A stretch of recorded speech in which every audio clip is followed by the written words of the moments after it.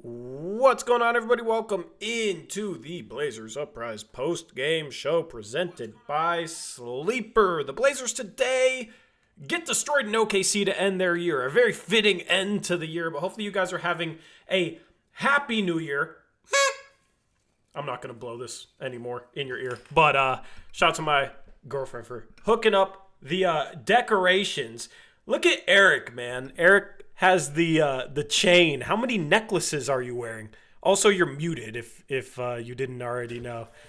There's one that says Happy New Year, and then just two like star ones. Looking fresh, man. This game sucked. This game sucked. I will say, they didn't give us like really much to talk about from this game, which I guess is a good thing because we don't plan on being live for as long as we normally are. We got stuff to get to. So this post-game show will essentially be a quick recap of just the crap that we saw tonight. And we'll also give some New Year's resolutions for this team. We'll talk about our favorite memories from the Blazers or from the channel this year. And we'll talk about some things we want to forget from this year. And, of course, we'll read off the top chat comments. So if you're joining us, thank you for making us a part of your New Year's Eve. I assume a lot of you might be watching back after the fact. If you're watching back, let's say January 1st. If you're watching back tomorrow, I hope you had a good New Year's. Eric, that was freaking brutal to watch. That was like my least favorite game of the year. It looked like the Blazers might keep this competitive in the first quarter, and then they made a run in the second quarter to cut it to, I believe it was like 6 or 7 point lead by OKC, and then OKC went on a 10 or 12-0 run, and you kind of knew at that point this game was over. They ran away with it in the second half, got up by as much as 31 points. The Blazers, of course, were only 15.5-point underdogs, so they end up losing by 29. It's not good. They underperformed today, even with their situation. Like I said, 15.5-point underdogs, and you lose by 29 points. This was a pretty disgusting game. I thought at times the effort in this game was poor. The sloppiness was frustrating as well. 25 turnovers, which you kind of expect them to turn over the ball against OKC, who forces a lot of turnovers, and the Blazers, we all know that they don't have a point guard right now, but still 25 turnovers is a ton. The Thunder scored 28 points off those turnovers. The Blazers, I mean, the difference in this game, too, was shooting inside the arc. I tweeted out at halftime, OKC was 18 for 23 inside the arc, 78%. So it was not a good defensive game. It was not a good offensive game. It was not a good game taking care of the ball. It was a really, really rough one. So, Eric, what were your what were your thoughts on this basketball game, man? Are we done playing the freaking Thunder? I hope so. Is that only 3 times or is that 4? I hope so. Chat, let us know. I feel like we have one more game against them. Yeah, that's probably only 3, huh? I'll check, though. I'll check. I'm tired of playing them, too. I think it's crappy that they gave us the Thunder on New Year's Eve. Yeah. That's really mean. We played them twice earlier in the season. No, we played them 3 times in November. This is our last time. Yeah, thank goodness we don't have to watch this team play the Thunder anymore. The thing that's good. Right? We got 1 out of 4. The thing that sucked is they had played them pretty decently. I know they had a 122-95, or no, is that? No, they had a 122-95 loss. I was almost thinking that was this game because they lost this game 124-95. So, but the other game they lost by 8, and of course they had that 2-point win. So I was hoping they would play them a lot better tonight. I was hoping there would be some good stuff to talk about, and there's really nothing good to talk about except City Sissoko going 5 for 7 from 3, I guess. And I don't even remember 4 of his threes because I was checked out that second half. But what were your thoughts? Is there anything positive from this game, or is this just the type of game where you just try and forget it tomorrow, maybe get drunk tonight because it's New Year's Eve, and hope that you're so hungover you don't remember what happened? Yeah, I put it in the tweet. It seemed like the Blazers were ready to start their New Year's Eve celebration early and didn't have any interest in playing a basketball game tonight. They just were completely careless with the ball, and you cannot do that against OKC. They had 21 turnovers through the first 3 quarters when it mattered. They ended up with 28, so they averaged 7 turnovers a quarter. They finished with 28? Yeah. Or no, 25, sorry. I was going to say, did I get the graphic wrong? Points off turnovers, obviously, at 28. But yeah, so you're averaging 7 turnovers a game or a quarter while the game was still being played until the garbage time, and you're just you are not going to beat the Thunder turning it over that many times, and they took advantage of it, and we were super sloppy. When we did get shots, it seemed like we were completely unsure of ourselves, and we just, I don't know, it just felt like we had no confidence in ourselves this game, and it really showed with the flow of this game, and just to me, seems like the team just used this as a throwaway game. They didn't have any belief that they could win this one, and I mean, they probably couldn't even if they played well. But man, it's just really poor effort tonight, I thought. Yeah, and I hate that, man. Like, I understand you're going into this game, you're heavy underdogs, you're going against the defending champs on the road. Like, the odds are against you, but I, I've talked about it. I hate when the whole thing is like this team plays hard for 48 minutes, and then they have games like this where the effort is poor and there's just a million excuses made. It's like either you're that team that plays hard all the time or you're a team that doesn't play hard all the time. And this team, unfortunately, has games like this where they don't exactly play hard. And you can't sit there and say you play hard all the time if you have games like this. I thought some of the transition defense, like running back, guys are just jogging back, letting OKC run past them. And it's just like the whole attitude in this game felt off to me. You can't go into this game scared of your opponent, right? Just like when you're going up against an opponent that seems weak on paper, you can't downplay them. You can't go up against OKC and be scared to make mistakes. You're going to make mistakes. They're going to force some turnovers, but you can't play scared. And I felt like in this game, and you talked about it, the lack of confidence, like the being completely unsure of what to do. Like they just played with no attitude in this game. The vibes were down. And normally I'm not one to come on here on a post-game show and talk about vibes, but it's New Year's Eve, so I guess that's where we're at. The energy in this game was just off, and that bothered me. I understand, odds were against them, and I would have been happy with a 10-point or a 15-point loss if they played hard. The thing that bothers me the most, and you guys know this if you watch the show for a while, is when there's a lack of effort, especially when it's not even the second night of a back-to-back. Like, give some effort running back in transition. I thought Sharp had some really bad effort moments running back in transition, but it was multiple guys as well. I kind of focus on him a little bit more than maybe some other guys. It was a whole collective issue today. So yeah, just throwaway game, I guess. Really ugly one, and you can leave your thoughts in the chat, but not happy with the way this team came out energy-wise in this one. Yeah, I forget if it was the end of the first half or the first quarter, but there was a play where the Blazers, I don't remember if they made the shot or not, but they got a shot off, and then OKC just passed the ball up the court and got a wide open lay-in by like Carlson or somebody like that. Just pathetic transition defense the whole game.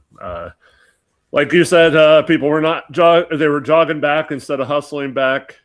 I guess it's kind of a byproduct of not having a point guard who's usually the man to be the first one back. And so a lot of times when you crash the offensive boards, it doesn't lead to that. And then just a preview of my New Year's resolution, or one of them. I am going to start firing the fire Nate Bjorkgren chants in next time I'm at a game until he stops running that freaking zone, dude. It is horrendous. We come out in the second half and just give up 3 after 3, and then we start overplaying the threes, and then SGA just has the middle wide open. Like, it was pathetic, dude. Why? Who on earth thinks it's good to run the freaking zone, dude? Like, it's ridiculous. And whoever is involved, I don't care who it is, if it's Thiago, if it's Nate Bjorkgren, they should be fired the next time they put that stupid zone out there on the court for more than one possession in a game. Yeah, it just baffles me, man. how many times we see the zone get picked apart. And it doesn't matter if it's a good team or a bad team. Like, every single team picks apart the Blazers zone, whether it's a 3-2 or 2-3 or 1-2-2, which we saw the Pelicans pick apart without Zion. The zone, no matter what zone they've run this year, it has not been good. The results have not been good. And I just don't understand why they keep running zone. I don't understand what they think they're accomplishing by running zone. This is the worst team in the league to run zone against. Pretty much everybody can shoot. They didn't have Hartenstein, so he's like their one rotation guy that's not really a shooter. Instead, you got Brendan Carlson playing minutes, and he's a good big on a two-way contract. He can shoot the three. He knocked down a three in this game. I just don't understand the thought process there. It's like, all right, schematically, we're going to run zone against OKC. They got 5 guys that can shoot and put the ball on the floor, and they execute really well offensively. Of course they're going to pick it apart. And then the pick and roll coverage against SGA is just going to be drop scheme, and we're going to give up the mid-range against SGA. Well, that's like his favorite freaking shot. So this is another one of those games where I just don't understand the thought process defensively with how we're defending them. I'm kind of right there with you. I don't like the job that Nate Bjorkgren has done so far this season. It feels like this team should be defending better than a team that's almost bottom 10 in the league defensively, even with the guys they're missing. They still got good defenders. You talk about Tamani Kamara, he's regressed defensively. You talk about Chris Murray, he's been a mixed bag at best, right?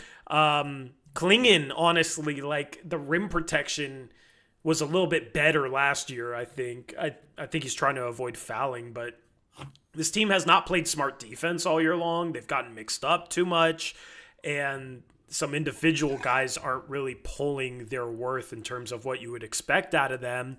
And then the schemes that they run, the zone that they run, and then how they're just married to drop scheme. Even if they have a mobile big and Robert Williams in the game, they're still married to drop scheme. And it's just insane to me. I don't really know what Nate is doing positively for this defense so far this season. He's the guy responsible for running it, so the defense needs to be better. We're going to talk about New Year's resolutions, maybe things to look forward to this year, and the theme is going to be having a new owner come in and probably a whole new coaching staff, because it's one thing to sit here and make excuses because you lost to the Thunder, like, oh, you didn't have point guards, oh, you were just outmatched. They're obviously the defending champs. Like, those are all valid things. But when you do stupid things to make it even worse, that's how you lose by 29 when you were only 15.5-point underdogs. When you come out in the zone in the second half against a team that you should not be running zone against, and it gets picked apart, oh, you just shot yourself in the foot. You were already having to battle uphill against a really tough team, but then you're just going to run drop and let SGA get whatever he wants in the mid-range, which he loves. You're going to run zone against this team? I don't understand it. So, very disappointed with the defensive stuff so far this year. This is just another game that I was not happy with defensively. Yeah, in the zone, so we give up a 3 to Case and Wallace right after halftime, and then back-to-back plays, Dort in the far corner and then the near corner, because the big down low has a tough time going all the way out. And that's what they want him to do. They want him to come out and have to guard him out there. If not, they're fine shooting the 3, but they want to bring those bottom guys out, and they were doing that, and then that opens up the middle. And when we weren't in zone, like you mentioned, the drop coverage, there were at least 2 handfuls of times, 10 times in this game where someone just took it right towards Donovan Klingon, and he had to make a decision whether to guard the ball, and they had someone in the dunker spot for an easy lay-in because Donovan had to come to the ball handler that just got – they didn't even get a screen, just beat their man off the dribble on the perimeter. Just really, really pathetic defense. And then on top of that, you're muted. Correct. So I wanted to bring this up, like watching it live. So let me just read you off our first 3 possessions of the third quarter too. Yeah. We come out down 18, right? All of a sudden we're down 25 then after less than 2 minutes into the quarter and have to call a timeout. But this is our first 3 possessions. Shaden Sharp, lost ball turnover. Danny Avdia, lost ball turnover. Tamani Kamara, lost ball turnover. Those 3 just took their turn, each committing a turnover, just losing the ball. I think all 3 were live ball turnovers. And yeah, good effort to come out of the second half, guys. Way to execute the offense by doing nothing with the ball. Yeah. So this offense has a bit of a lack of structure by design, right? The motion offense, the randomness, a lot of times they'll play 5 out, especially with the way Klingen's been shooting the ball, and it's like, all right, ball gets swung. It's either shoot, swing it again, or attack off the dribble, make a quick decision. And it's never going to be that simple. You're going to have guys that are going to end up isolating off the dribble to try and create something, but as I've said earlier in the season, the result is you have to create dribble penetration. And against this defense, the Blazers could not win at the point of attack with dribble. They could not beat guys off the dribble. And when they did, they were getting swarmed with, we've talked about it, crap shooting. So defenses just collapse. And OKC's the best defense in the league. They collapse as well as everybody. They rip the ball when you're going up. Like, they play the ball really, really well, and they're physical. So this is where the lack of structure, where you're a bit too reliant upon creating dribble penetration at the point of attack, really makes things tough against a defense like this. This is where the offense needs a little bit more structure. I'm all for running a motion offense that's random, that's hard to game plan for because it's not like a specific set. But you still need, I think, a little bit more structure so that when you're going up against a team like this, when you don't have much talent out there, you don't have guys that are able to turn the corner off the dribble and beat guys off the dribble, you have sets that you can run that can try and put players in a better position to actually do something against this defense. Instead, it's, Denny's driving and getting swarmed and loses the ball. Sharp's driving and he doesn't like physicality a whole lot off the dribble. Like, he's not the strongest at dealing with physicality off the dribble. And this is a super physical team, so then he loses the ball, right? Like, Denny has a bunch of turnovers in this game. And, to Denny's credit, he had 7 assists, 7 turnovers.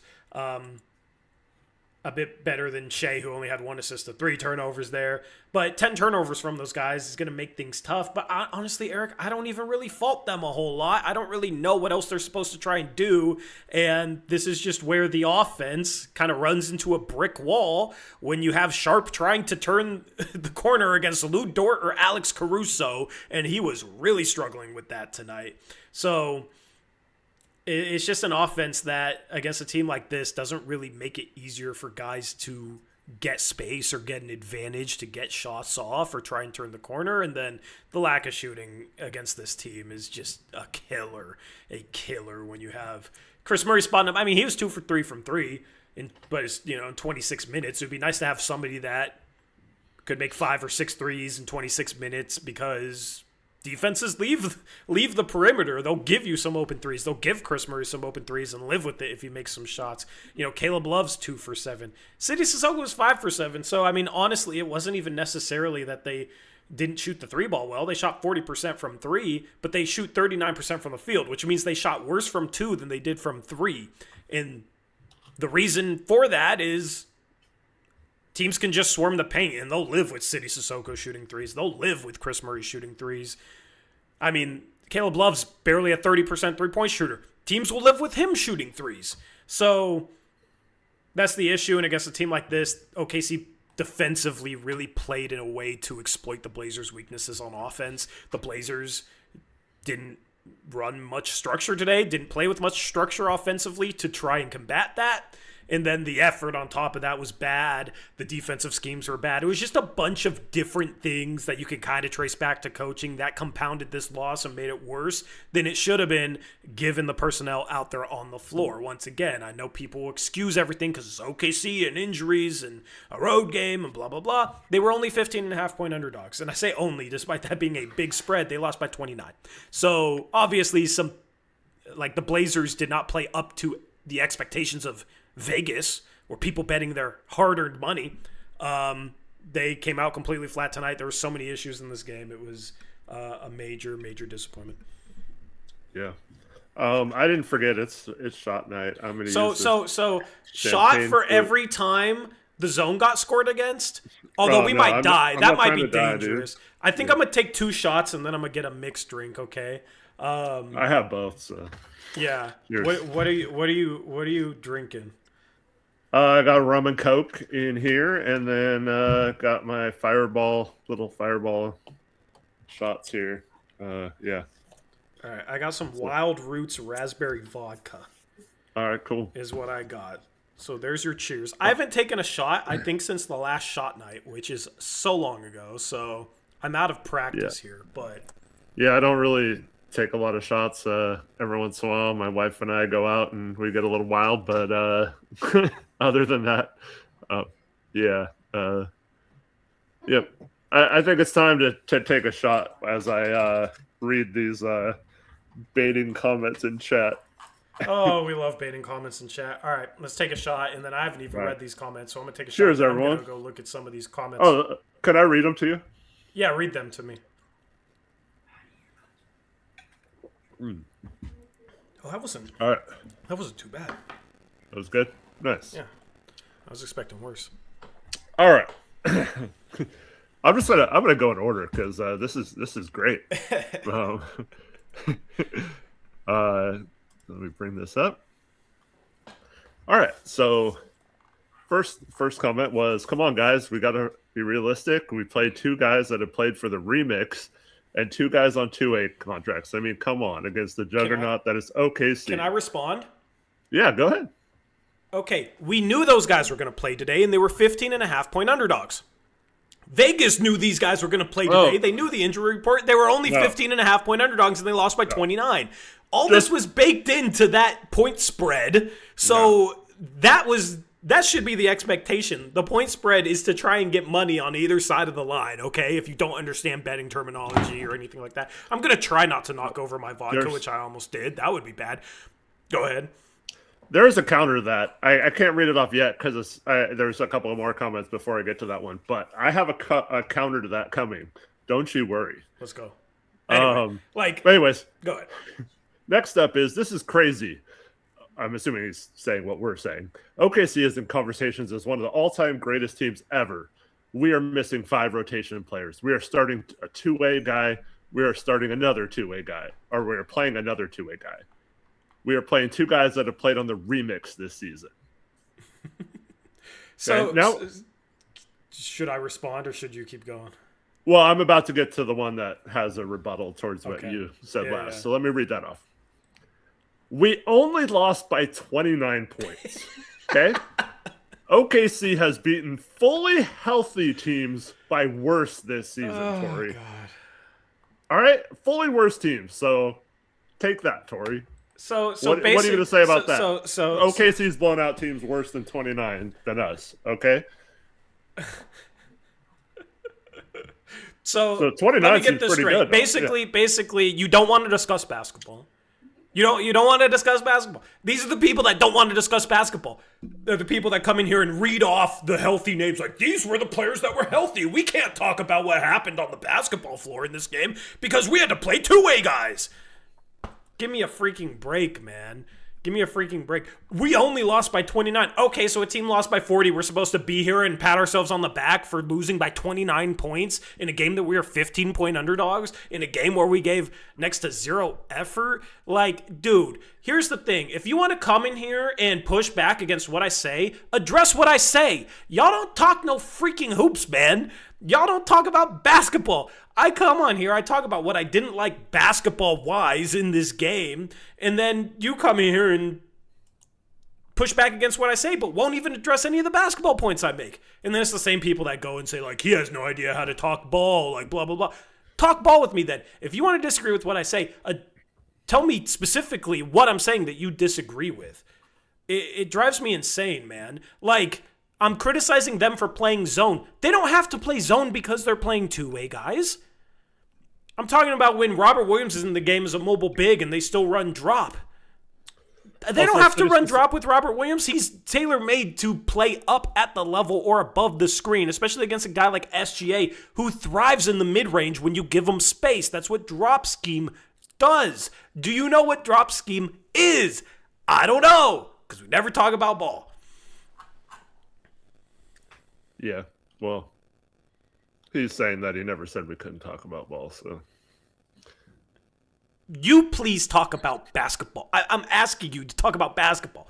This is the thing. When people are like, oh, they don't like when people come in and disagree. I don't like when people come in and disagree without actually disagreeing with what I'm saying. You're not actually disagreeing with anything I'm saying. You're just saying who they had to play today.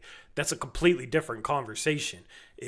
Talk about basketball. I challenge people who disagree with me because I want legitimate counter arguments. But when you come in here, just say they had to play two-way guys as your counter argument, that's kind of weak to me. They just won two games in a row playing these guys. And yeah, OKC's much better. I wasn't expecting to win this game, but they were 15.5-point underdogs and lost by almost twice the spread line. So Atlanta played this team yesterday, and Atlanta was shorthanded, and they kept it close almost the entire game. Right? Was that yesterday or was it the day before? Teams are capable of keeping it close. We've had a couple of competitive games. A lack of effort is not excused because we had to play City Sissoko and Caleb Love. That doesn't excuse Shaedon Sharpe having possessions where he's just not even trying to get back defensively. But that's the thing. It would require you to talk about basketball. So, anyway, shout out to Freedom Fighter with a $2 donation. Says, will Cronin be our GM on New Year's Eve next year? Maybe we can make 2026 predictions at the end of the stream. I'm looking forward to that. Shout out to Mox. By the way, thank you for the donation, Freedom Fighter. Shout out to Mox, member for 43 months. Says, at least CJ game winner versus Bucks for New Year. Happy New Year. Thank you. Happy New Year to you as well. And that was sick. Yeah, CJ hit a game winner for the Wizards against the Bucks. It was a pretty sick game winner. I don't know if you've seen the clip, but shout out to CJ for knocking off the Bucks. Yeah. Also, what if you had to say what City Sissoko is known as, like as an NBA player, what would that be? What he's known as? Like known, like what would you say are like a couple of his best traits as a basketball player? Energy. Mm-hmm. I mean, he's supposed to be a good defensive player, like a solid defensive player, right? And as an energy player, right? Yeah. So it's just I don't know, man. It's so, I don't know. It's frustrating when people come in and be like, oh, you can't talk about the defensive effort or getting back in transition on defense because we have two-way guys. Like, when you're playing with a bunch of guys who this might be their last chance or their best shot at showing other teams or this team for a contract in the future to get off a two-way or to catch on with another team in the future, there should be absolutely no question about your effort level or your transition defense in a game like this. I don't care if you lose by 30 or win by 30.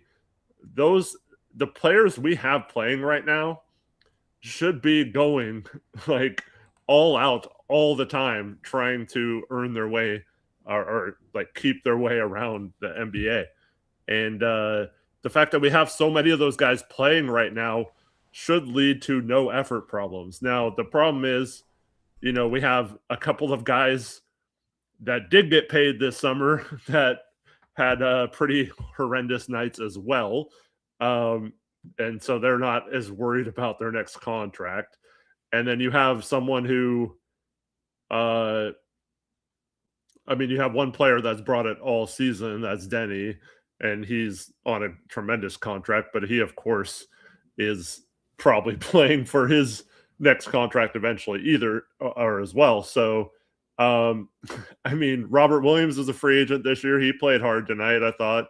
But like, to just come in here and say like, oh, I thought losing by 29 was pretty good considering we had two-way guys playing.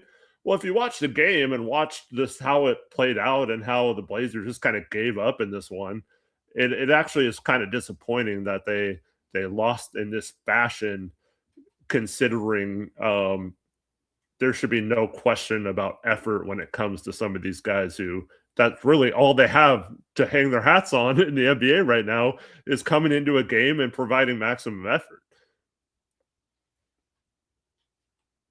Absolutely agree. Absolutely agree. Like, your guys on two ways, effort shouldn't be a question. Execution and skills and that sort of thing should be a question, but see Sissoko, see Sissoko playing, Caleb Love playing, those guys should be playing with a ton of effort. No, honestly, I don't think they were the biggest issues effort-wise today. I'd have to go back and watch some of these transition possessions because it just felt like everybody collectively was giving poor effort trying to get back on defense. But yeah, I need to take another shot. I need to take another shot. I don't like the lack of effort, man, and that's. I get so tired of people acting like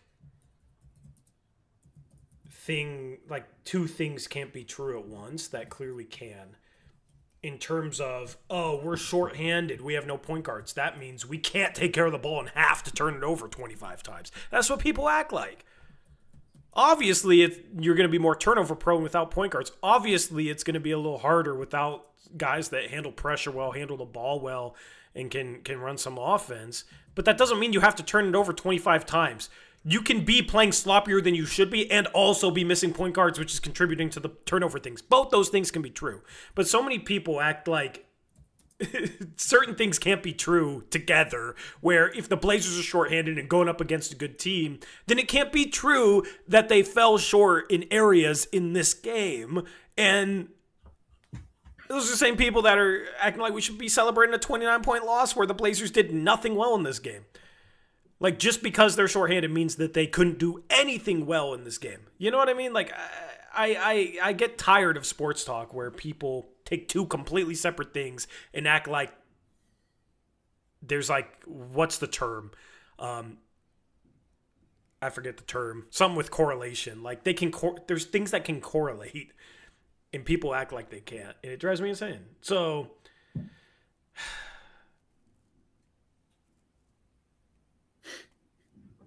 guys simply can't handle the ball. They were getting picked. What do you want them to do? Dude, it's guys that would be handling the ball even if we have point guards. Like, Denny had 7 turnovers. Denny, even with the rest of the team healthy, is going to have the ball in his hands a ton. So you think the only reason Denny ever handles the ball is because we don't have point guards? Is that what you're trying to say? It doesn't really make sense. Doesn't really make sense.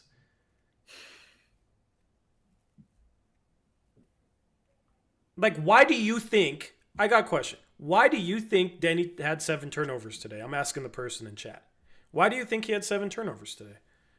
Why do you think Shea has more turnovers than assists on the season? Do you think Shea is completely incapable of averaging more assists than turnovers? Do you think he's completely incapable of setting up his teammates without turning over the ball at a high rate? I have a little bit more faith in Shea. That's why I'm hard on him for this sort of stuff. Because I hold him to a standard that isn't in the basement. Some of you guys have no standards for players on this team that are still playing, and you just expect everybody to suck, and it's really negative. It's really negative to me to make, to act like Denny should have 7 turnovers in this game. I gave you the reason why I think Denny and Shea had 10 combined turnovers in this game, and you started disagreeing with me. So you tell me. Oh, OKC is an aggressive defense. So you think every time Denny plays OKC, he should have 7 turnovers because they play aggressive defense. That's your argument. Also, this is where the basketball nuance comes into play for me, because what was our offense tonight? It was basically just, oh, here, Denny, make something happen. Dribble, get the ball at the top of the key and drive on Lou Dort or someone and try to score. And same with Shaden. Like just here, Shaden, take the ball, try to drive into OKC's defense. Okay? That is horrible coaching to just have that be your game plan if you know, A, you have no ball handlers, or the problem is you have no true point guards to handle the ball, and B, you're playing a team like OKC who thrives at getting those turnovers and picking the ball and steals and stuff like that. So my point is always, okay, we can always acknowledge the players weren't in the game, but why are we not devising a game plan to minimize the amount of times Shaden and Denny have to just pull offense out of nothing? We're just dribbling the ball up top, handing off, dribble handoffs. We're not doing anything that gets them going to the hoop. I mean, we didn't even really run many simple pick and roll plays this game, which is a little better. So like what did the Blazers do tonight to minimize the amount of times those guys had to drive into the teeth of the defense where it was dangerous when you're not a good ball handler and you're turnover prone? It seems to me like they're continuing to exacerbate the problem rather than try and fix it by running some set plays or getting the defense honest by sending a backdoor screen or something. They don't have any counters other than to say, oh, what are we supposed to do? We don't have any ball handlers. Yeah. To me, that's not an excuse. So like, I'm just going to read off some comments here because I'm going to try and connect the dots, okay? So, welcome back to Tori Argues with a Person in Chat. We got a different participant up to bat to end the year. Soon we're going to talk New Year's resolutions and that sort of stuff. But, all right, so here's some of the comments, okay?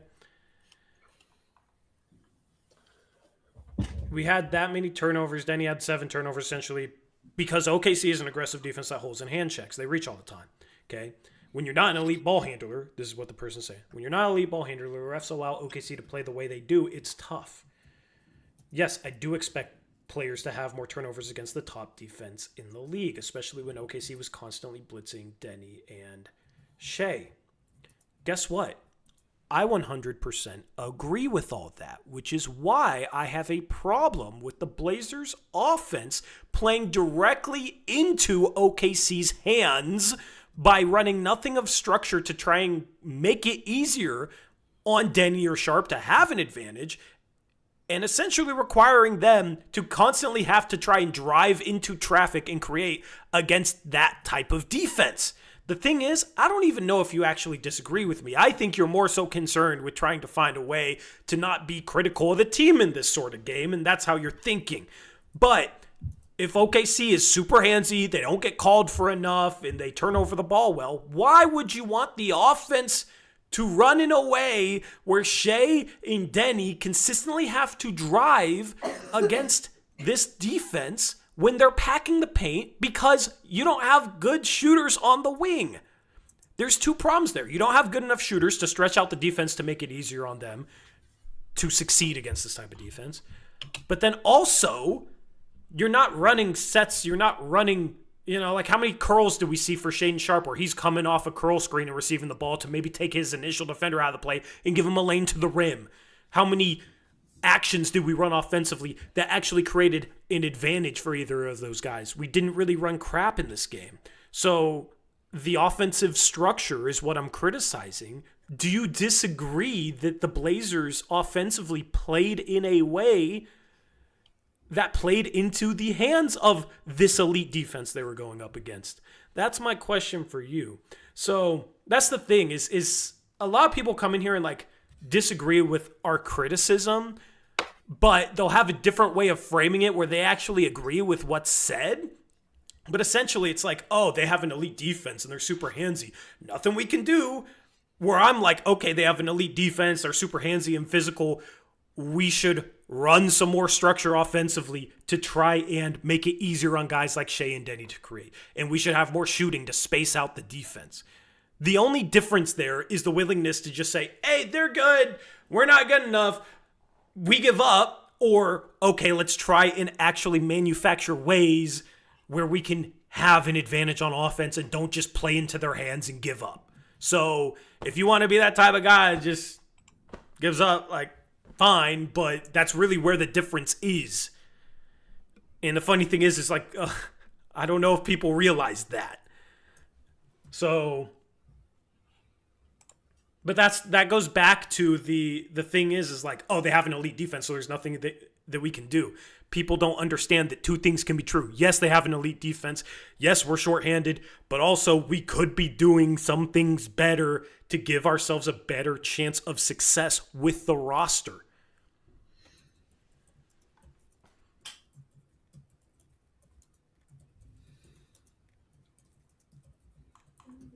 Anyway. All right. Anybody that brings up anything political, you're being banned. That's a rule that we don't mess with. We're here to talk ball. Chat's wilding tonight. I need to take another shot. Oh, I already poured myself another shot. I'm glad I didn't pour alcohol into that. Also, biggest pet peeve is when you come in chat and say, wait, am I banned? Because if we see your message and are able to answer it, then there's your answer. No, you're not banned. Like, you're either screaming. If you are banned, nobody's going to be able to answer your comment anyways. So I don't really understand responding what the point to you, idiot. Like, man. Anyway. All right. Hiding another user on the chat. Chat kicking off the new year. Well, I guess it's the end of this year. Chat finishing the year on a quite the note here with the political stuff in chat. But anybody that comes in and says anything political, I am permabanning you. We aren't here to talk about your political views on anything. We're here to talk about basketball on this live stream. What someone might have said on Twitter a couple months ago about the city of Portland has nothing to do with this stream. So if you want to try and bring that up to try and get it, Eric, we're not talking about that. Stay on topic. We're talking hoops. So, anyway. Fun night. Tory banned them for the entire 2026. I wish I could do a 1-year ban. The funny thing is the bans are in seconds. Like it says in seconds. If you ban someone for 24 hours, it says like 86,000 seconds in the chat. I wonder what a year would be. How many seconds are in a year? First person to answer gets a shout out. Saddest Nation, also just stop. Like, don't even argue. We're just gonna not entertain this stuff. Anyway.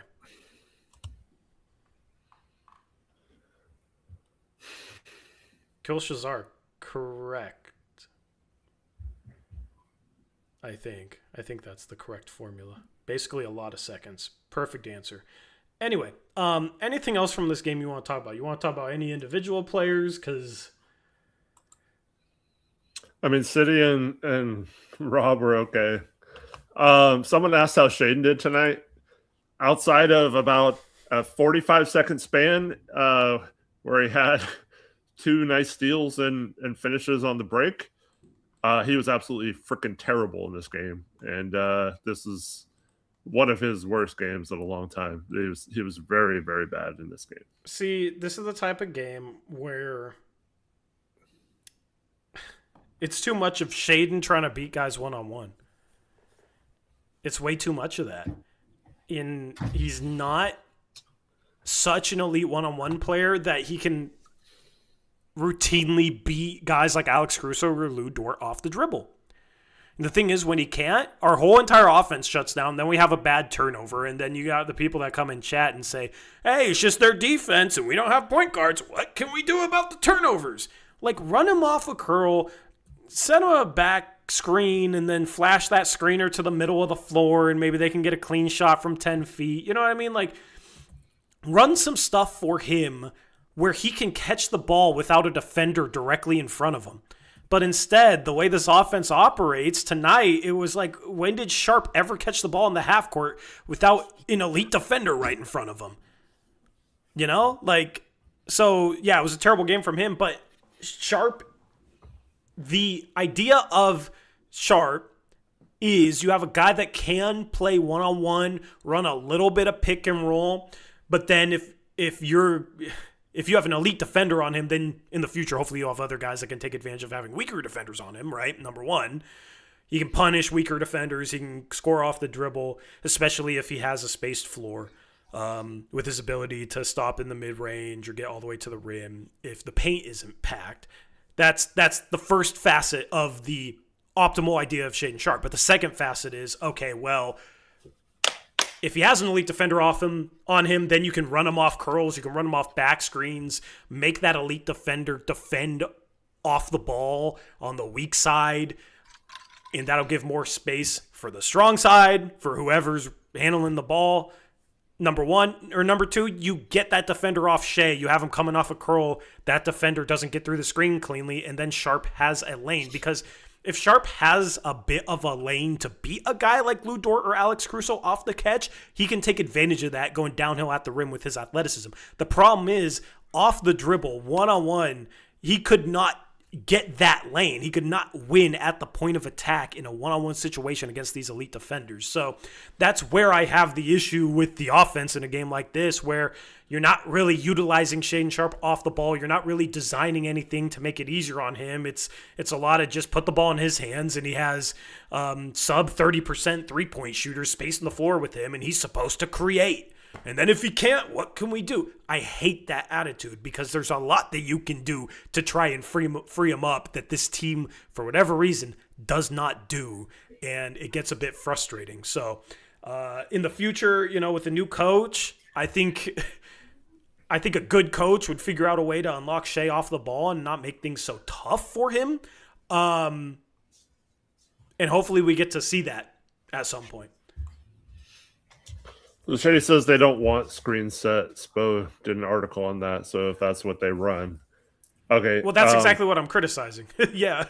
Yeah. Okay.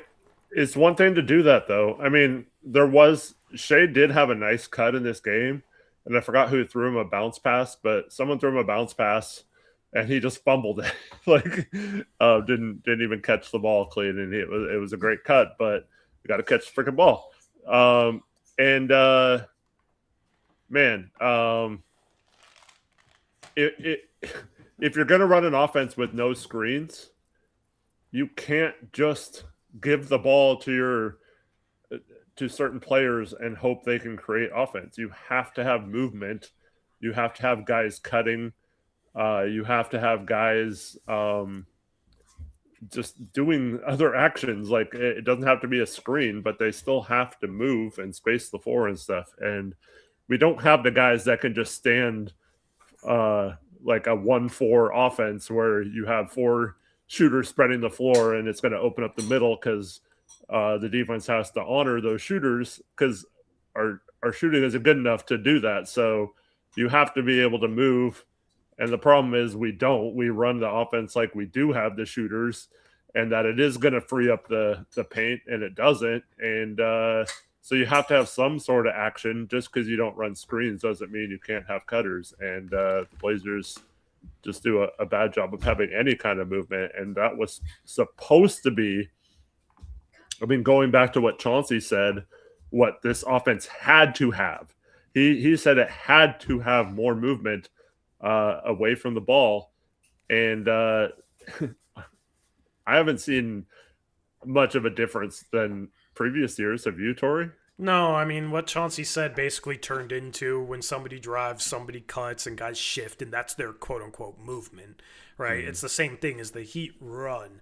But here's the thing, like, because I've had a lot of people say, well, you know, they don't want to set screens off the ball. Their whole offense is their motion offense, which is what the Heat run, which is a lot of pass, you know, swing, catch the ball, drive, somebody else cuts, you either hit him or you kick out if you can't score, and then that guy has a shot or swings the ball immediately, and there's like an element of randomness to it, right? It's what Bam Adebayo and Norman Powell explained on, I think it was a Prime broadcast before, which is a great insight into their motion offense. But here's the thing that people say, oh, this is the offense that they want to run. They don't want to set off ball screens.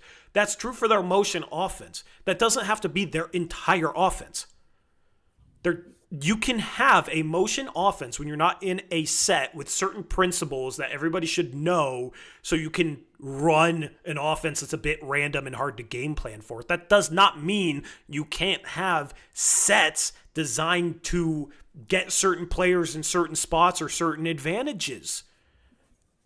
You need to have sets, in my opinion. You can't just run a motion offense 90% of the time and be an elite offense unless you have completely elite players.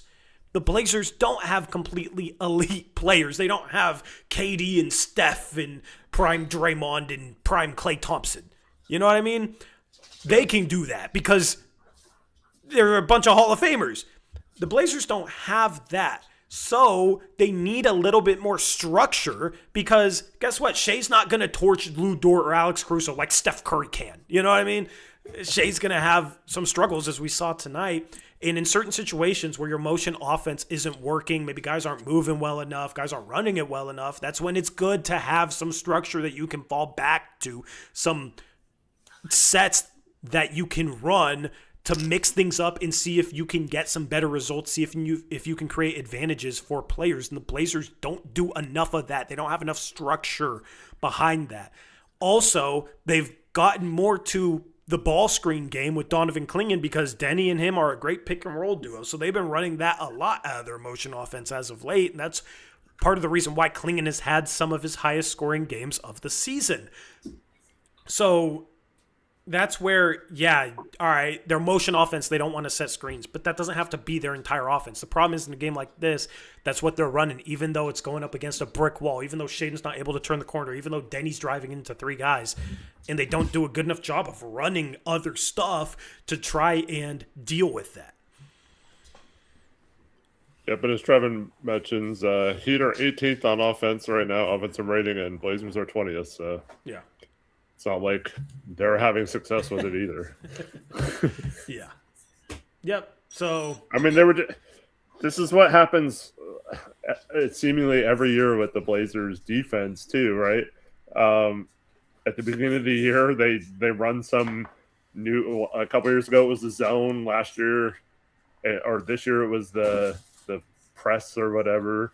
And then they kind of figure it out, and then they just keep thinking it's going to have the same success as it did earlier in the season, and it doesn't. Yeah.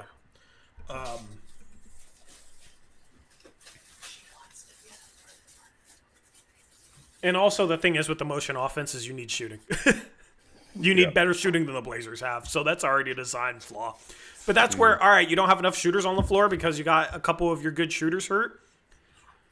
All right, you have to run more of a structured offense. You don't have point guards, so you're struggling with perimeter ball handling. That's when you go away from an offense that needs spacing and needs guys to create shots from the perimeter. That's when you move towards more structure.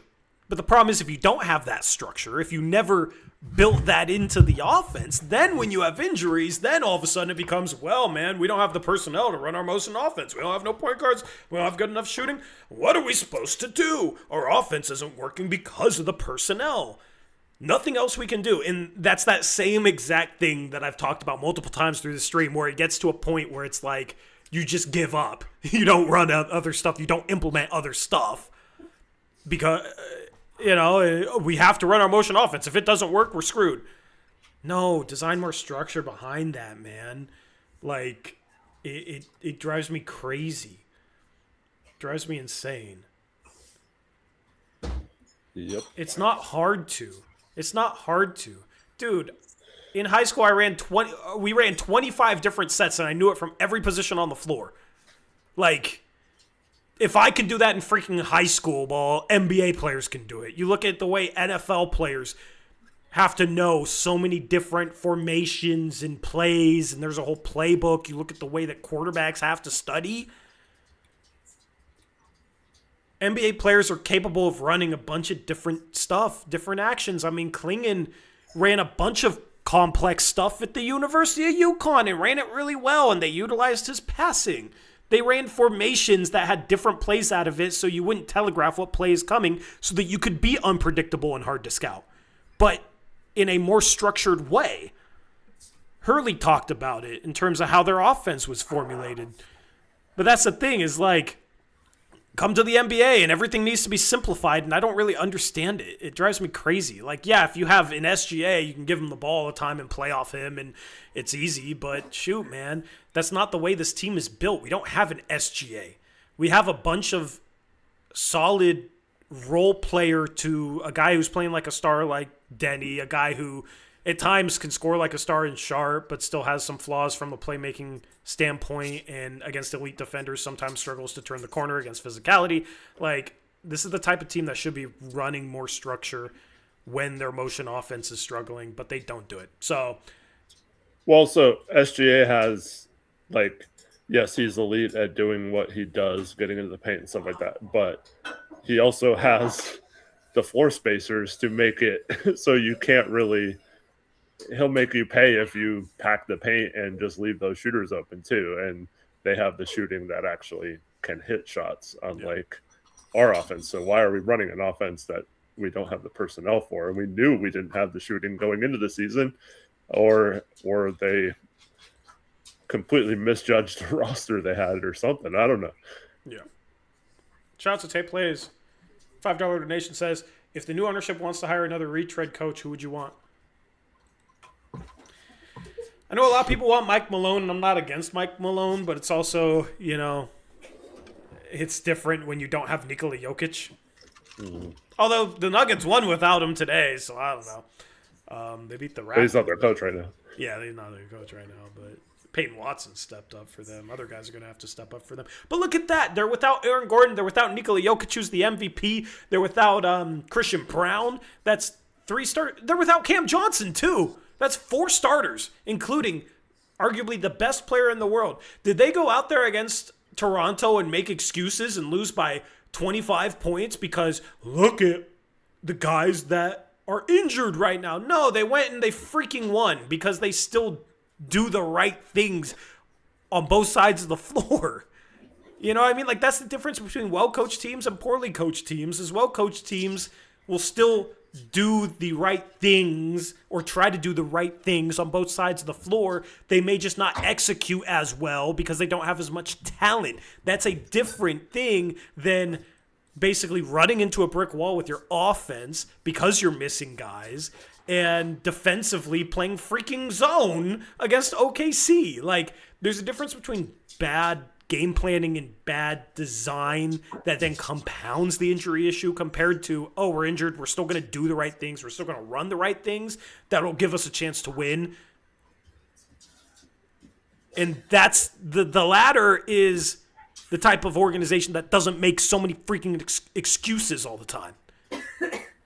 So, and Kirk had a good point too. Like, OKC doesn't necessarily have a ton of size in their front court.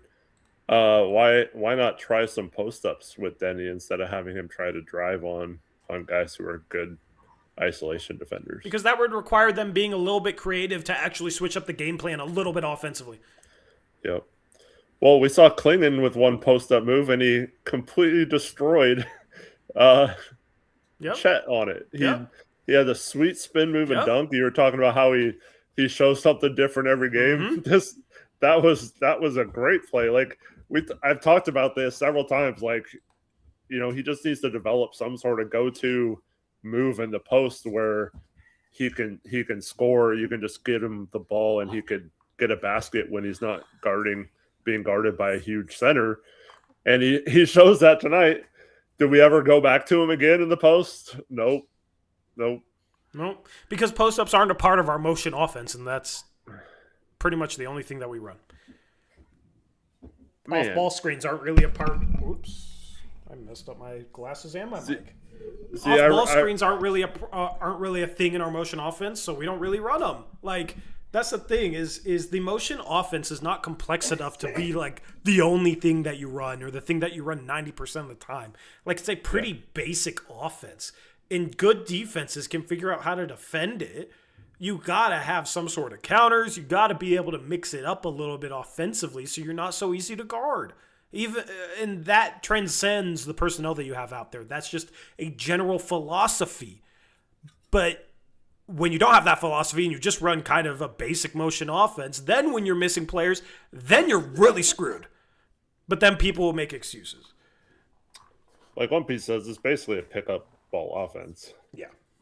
Yeah, I had somebody go to a game recently and they're like, yeah, I was watching for them to call plays every time they're on the floor. They didn't call anything. Right? And I swear half of the times, half our possessions are we pass to like the center or CD or someone or Chris Murray, and then they're just trying to find Denny or Shaden to pass back to at the top of the key. And that's all our offense is. It's like, okay, we're not supposed to have the ball up here. Where's Shaden or Denny? And then we actually ran a few minutes for some reason without both of those guys, or like at least one of them in the game. I don't know why we'd do that either, but that's basically our offense, right? And Caleb Love, to give him credit, he's the only one who's come in really and been like, okay, I've got to make something happen because I'm the only one not scared to like do something with the ball when I get it. Yeah, it's ridiculous, man. Our offense is literally, where's Denny? Here, Denny, take the ball. Okay, now you make something happen. Yep. I'll be back in a sec. All right. And then we'll talk New Year's resolutions and stuff like that.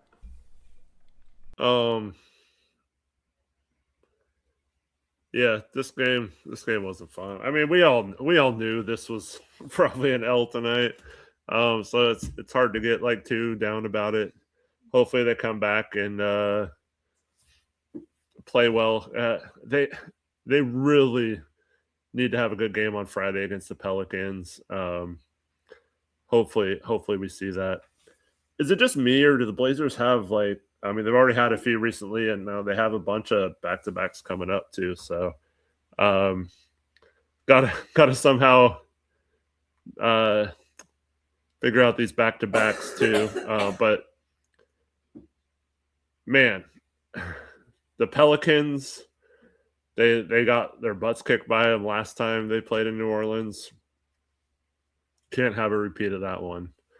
And I don't know. Hopefully they start to get some guys back. I saw someone in the chat earlier say that one of the local radio stations was reporting that Scoot is now out until after the All-Star break, which is in the middle of February. Yeah. I don't know, man. Yes. That's rough. I don't know. I'm not keeping track, Garbin. But speaking of that, I'll take another one.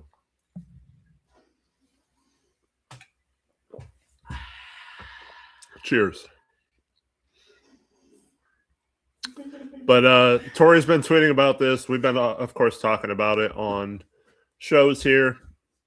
Just the lack of updates is crazy, man. I would almost rather them just not talk about injuries at all. I know they have to because that's like a policy by the NBA. But why come out and say that Drew Holiday will be reevaluated in 1 to 2 weeks if 7 weeks are going to go by and you're not going to tell us a dang thing about how he's progressing or whatever. Man, it was crazy. Scoot, they say 4 to 8 weeks at the beginning of the season. They gave that update at the same time as Drew. So what did it say? Another 4 to 6 weeks or something. It's past that point. Thibel's way past his point. I mean, we've talked about this a lot lately, but at what point are you either going to stop giving us just multiply your reevaluation dates by 2, and then we'll be happy if we get an update sooner, or just don't give us an update of a timeline. Just say, oh, he's out indefinitely or something. But I don't know, man. It's not like they owe it to us to tell us, or they have to tell us. It's just kind of like a lot of fans are wondering, and they're curious and stuff, and they want to know how our players are doing and if they're going to get well soon, or they're going to be out a while. And that's the other thing. I mean, Wemby got hurt tonight too. It's getting to the point with the NBA where I don't know why a lot of fans would buy tickets prior to a day or two before a game or even the day of a game, because you never know who's going to be playing and you might get screwed. You might have to pay premium price for a ticket against like the Warriors or the Spurs or someone like that to see a star, and then their star doesn't end up playing. I don't know. I feel like if the injuries are going to be this prevalent, there needs to be a better system of updating the public on how things are going for those players or when they're going to be back. Yeah. Just as fans to buy tickets and things like that, because it's getting out of control, man.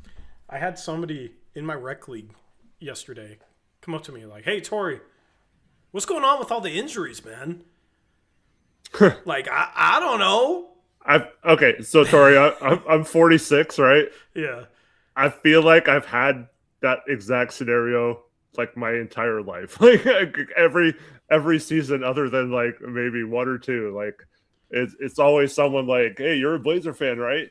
Man, they have a lot of injuries right now." Like it just seems like that's par for the course. Yeah, well, here's also what he said. He's like, "Dude, they're phantom injuries. Like I don't believe that they're real injuries. I'm not paying money. I'm not buying a ticket until they clear up the injury stuff, because it's crap, man." Like, your fans are becoming a little bit disenfranchised. Is that how you say the word?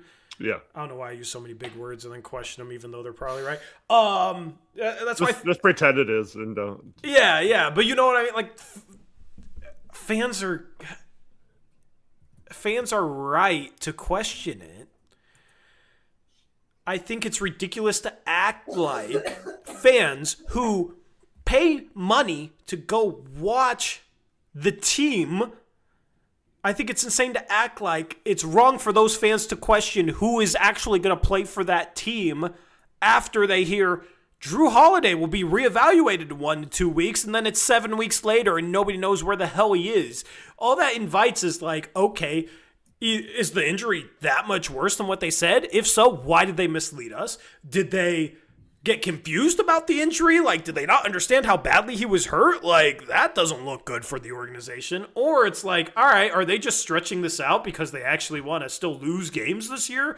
Once again, they want to tank, and this is how they're making sure they're not too good too early in the season to tank later? Like, some people have questioned that. But then also, I've heard people question, like, okay, is this Drew not really wanting to be around the team and not really caring because he's not on a playoff team at the age of 36? Like, all of a sudden, it invites all this speculation because there's no explanation. And when there's no explanation, people will try and explain it themselves. You know, where it's, oh, these are phantom injuries, or, you know, Drew doesn't want to play, or blah, blah, blah. And, like, listen, like, not all of that's going to be true at once, right? Like, people are just searching for an explanation for what the hell's going on because you give out reevaluation timelines, and then once those timelines are well past, you don't give out a single update. So you can't blame fans for trying to explain it themselves, because the Blazers can't even be bothered to give any sort of explanation or update. So for anybody out there that wants to crap on Blazer fans for wondering what the hell's going on, you're just being a shill for the organization. You're making excuses for the organization, because I don't know if I've seen another organization handle injuries quite this way, where they will have a timeline and then not give an update at the end of that timeline and then go well past that timeline and the player is still out. The Blazers seem to me to be the worst organization in handling this, and if you cover the team and you're just going to excuse the organization and crap on fans for just questioning what the hell is going on with the injuries, then there's further proof that you're just a shill for the organization. So that stuff drives me insane. The way the Blazers handle injuries are insane. I'm 3 shots deep, so I'm ranting a little bit right now, but this is how I truly feel. It gets extremely frustrating to have people come in here and chat, or people come up to me in my personal life and ask, man, what the hell is up with these injuries? And I can't give them an answer. And I'm just sitting there like, yeah, the organization seems to be screwing things up somehow. I don't even know how because nobody knows. But obviously, it's ridiculous to give out the reevaluation timelines they give out and then never give out an update at the end of those reevaluation timelines. Like, they basically told us Scoot could return to basketball activities by October 24th, and it's December 31st, and he hasn't. Also, I'm not going to name names, but there are a couple prominent Blazer media people who have actually attacked people for asking them what's up with injuries and tell them that it doesn't matter and that they're not going to ask them because they don't care.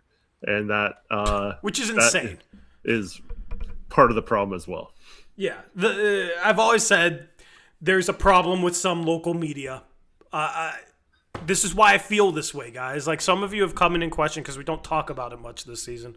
I'm trying to be professional as I'm sitting here wearing 2026 glasses and taking shots on stream. Oh, come on, it's New Year's Eve. Yeah. So this is what you get because it's New Year's Eve. But, like, this is what I legitimately have a problem with. And I'm not going to criticize things just to criticize things. Like, I'm not a hateful person. I'm not a hater, okay?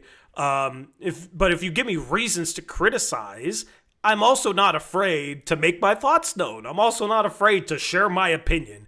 And when you're going and crapping on fans and saying what Eric just said to fans who want to see this team healthy and are wondering why Drew Holiday's been out 7 weeks when it was a 1 to 2 week reevaluation timeline, if you're saying they shouldn't care and it doesn't matter and blah, blah, blah, then basically you're telling them to not care about the team and not pay attention to your coverage of the freaking team. So I have a major issue with that. I think that's kind of insane. Fans should care about the team. Fans should care about when good players on the team are back. They want to watch a winner because they're fans. It's literally at the heart and soul of why people even care about this team to begin with. So how are you going to tell people that they shouldn't care about the team? That's stupid. And people that do that and will attack fans for caring about the team are the people that I don't have a lot of respect for, because I don't have a lot of respect for that. I think that's completely insane.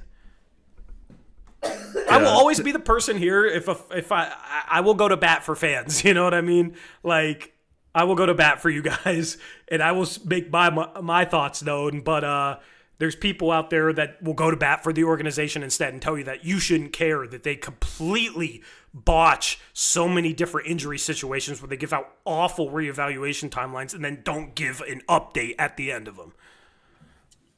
Yep. Tay Plays asked, was it confirmed about Scoot? No, it's not confirmed. That's just what one of the local radio stations was reporting today. I don't know if you heard me when you left. No, what'd you say? 1080 reported today that Scoot was going to be out till after the All-Star break. I didn't even hear that. Which is another month and a half from now, at least.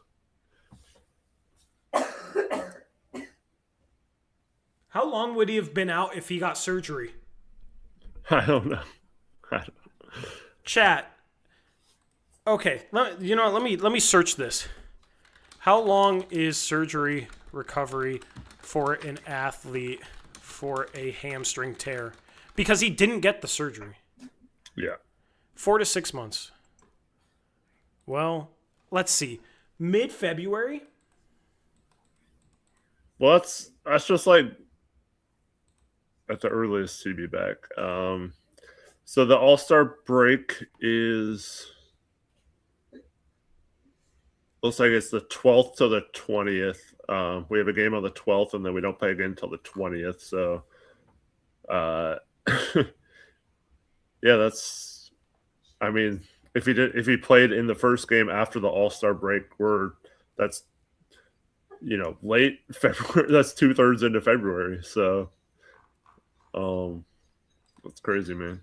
So 5 months, basically. That's 5 months. Yeah, it's like 50 days still until he's back. So The surgery? If that's accurate. So if he had surgery, Google's telling me 4 to 6 months. I've seen some people say like 3 to 4 months. I don't know what the exact timeline is. If he's going to be out this long, why didn't he have surgery? Well, I mean, the answer is he had a setback. But like, if he's going to be out for 5 months, why did they give a 4 to 8 week reevaluation timeline to return to basketball activities? If he's going to be out for 20 weeks, that is 250% to 500% longer than their return to basketball activities timeline. That's insane to me, Eric. That's absolutely insane to me. But you know what? There was a setback in the rehab process. Somehow they botched the rehab process. It's very fair for fans to question the medical staff and the rehab process if you're sitting there saying on September 26th, potential return to basketball activities in 4 to 8 weeks, and then he's not going to return for 5 months. Yeah. Misdiagnosis, like something obviously went severely wrong. But you know what? The organization's, you know why the organization is silent? Is because, this is my belief, okay? I believe the organization was silent because something went wrong in the rehab process. So why would they make anything publicly known about that? Because that might make them look bad. And then you have people out here telling fans not to care about the injuries because the organization might look bad. And they're shills for the organization. Well, remember, I mean, this is kind of different, but the Gary Payton II situation played out very similarly, where we've got very little updates and he just kept being out longer and longer and longer on something that they originally said he was all. I believe at the time they said there was a chance he could be back by the first game of the season, and then he didn't end up playing until like January 2nd or something like that. Yeah. Yeah. And I just want to say something. This does not, what I'm about to say does not mean that there won't be a trade, because it's certainly possible the Blazers make a trade between now and the February 5th deadline. So like there definitely could be a trade. But let me just be clear. The injury situation, all these guys out, is 100% no doubt, like not even questionable. It has nothing to do with holding guys out for trade purposes. They are actually injured. There are injuries. There are like, none of these guys are being held out because of a pending trade right now. That would have only happened maybe the game or 2 games before being traded, not for like 7 weeks in Drew's case if he was being traded. But I'm not saying he can't be traded at all. It's possible he could be, but that's not the reason why he's been out for 7 weeks. Yeah. This pisses me off more than anything, man. I'm actually getting mad. How would they look bad if an athlete had a setback? Seems like a bad look on the athlete more than the team. That makes no sense. They have a medical staff in charge of their rehab. And if they have a setback during rehab, that means they messed up something in the rehab process. How does that look bad on the athlete? What are you talking about? What on earth are you talking about? Like, listen, setbacks can occasionally happen, but this organization is the type of organization to view that as like, oh, we should just be quiet about this. Like, this doesn't look good. He had a setback. Compared to other organizations that would come out and say, this player had a setback. I would have respect for them if they came out here and said, he had a setback and the timeline's been moved to this. And then at the end of the timeline, if he's still out, they give an update on his progress. That's how you should handle things if you have a setback. But why did he have a setback? What is this? Like, he pushed it too hard too early? Did they try and push him too hard in his rehabilitation process? Was it something fluky? I don't know. But the last person it looks bad on is the athlete. I think that's kind of an insane thing to say. Yep. Anyway. New Year's resolution number 1. Handle injuries better. Please, man. Please. I'm getting tired of it. Don't have your freaking... Okay, I'm going to stop myself. Don't have your media treat fans like crap. Because they want to know when Drew Holiday is going to return because you gave a 1 to 2 week reevaluation timeline and he's out 7 weeks. Anyway. Anything Speaking else of you want to media, say on this? Go ahead. I just so wait, we talked about Stephen Bond getting a job. Yeah. New job. Yeah. They had kind of a Q&A with him his first day. Yeah. And I didn't know he worked for the Blazers for like 6 years. Oh, you didn't know that? No, I didn't know that at all. Oh, yeah. And then he got fired. He seems kind of bitter about it still. He might admit that he's still a little bitter about it. So after that, his whole thing was like, I'm not a fan anymore. They fired me. You know what I mean? But yeah, he used to work. Yeah, he used to work for them. Yeah, I thought know that about him. That's funny. That's funny. Comment in chat. The Blazers have the softest fan base. Just tell the truth and the fans will deal with it. Yeah, dude. Like, just have the organization tell the truth.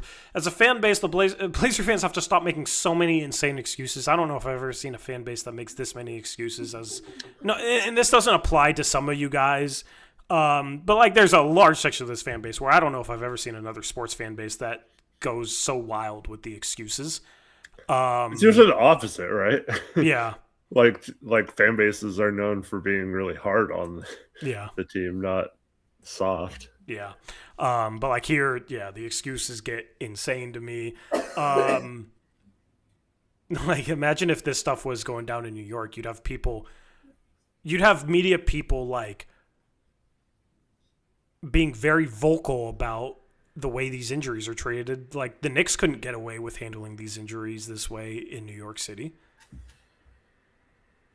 You know what I mean? Like a big market like that with some reporters that are a little bit more to the point and a little bit more harsh, I guess, a little bit, holds the organization a little bit more accountable. They would not be able to operate in this sort of way. But in Portland, they can.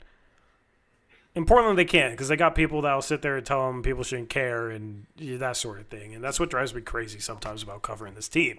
Okay? But for New Year's resolutions, all right, you got Tom Dundon coming in as owner. New Year's resolution for the Blazers. Honestly, like, I know a lot of people won't like getting rid of Cronin, but it's time to clean house. If you keep Cronin and clean house with the rest of the organization, want to restructure how you do things, that's a resolution for me for this team. From the medical staff, because things have not gone well, and maybe it's not their fault, but man, like, this is too much of an issue. Players are not healthy enough. This team is always dealing with injuries. From that to the coaching staff, it's time to clean house, okay? And maybe you give Cronin a little bit more tenure to continue to see out what he's building, I guess, but he's had enough mistakes and had enough flaws that if they decide to replace him with somebody else, that's fine. And listen, maybe they screw that up and they clean house and the new regime isn't any better, but at this point I think it's I'm ready for a fresh pair of eyes. I'm ready for a fresh coaching staff, not an acting head coach that came in under Chauncey Billups. I'm ready for a new medical staff as well. Just to be clear though, they have switched the medical staff out several times in recent years, so yeah, and it hasn't worked. We're still injured AF. Not saying they should keep their job, but yeah. Yeah, like, fix the issues, man. Tom Dundon coming in here as a fresh set of eyes from the top down. What's going wrong? There's, I think, a list of things that are going wrong to fix. And I'm super excited to have a new fresh set of eyes as well. Yeah, for me, it's like it's one thing to be patient, which I think is important a lot of times to be patient. Um, we see this a lot with NFL teams, like the Washington Commanders last year make the NFC Championship game, and then they make a bunch of moves like they're a Super Bowl contender, trade for a bunch of veterans, and instead of having a window where you're a younger team and can keep adding younger pieces to it, you end up giving up a bunch of those pieces and get worse. And then now you're stuck in a situation where who knows if you'll ever have the success that you had last year. You can maybe say that about a team like Houston in the NBA, who decides as a second seed last year to trade for Kevin Durant. Now, that might be a little different because they didn't have to give up much of their actual core to get him. So maybe that's more of a smarter way to go about it. But for me, it's just I am so sick after watching Olshey and Cronin for all these years. We're going on 13 years between the two of them. It's the kicking the can down the road, Tori.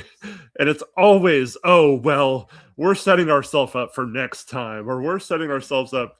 Just you wait till that next trade window, Tori. Like, well, we're put ourselves in a position to make a move at the draft, and then nothing happens then. And it's like, well, we're setting ourselves up for trade deadline next year. And then you have all these people who are like, oh, yeah, they're for sure going to make a move at the trade deadline. And then they don't. And then those same people are like, oh, well, there's no trade to be made. Like, blah, blah, blah. I'm just sick of that mindset of like always being like, oh, we're just going to keep kicking the can down the road. Because, yes, it could be patience. It could be smart.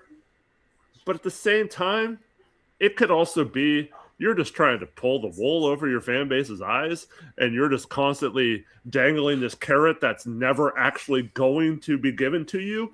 And so many people fall for it, and it's frustrating to deal with those people sometimes, because anytime you're critical of a move or a non-move or whatever, then those people will come back and just like go off on you for how dare you, like Joe Cronin is a genius and blah blah blah. And I'm sick of being sold this stupid bill of goods that there's always this move coming in the future, or we're setting ourselves up for this move that never happens.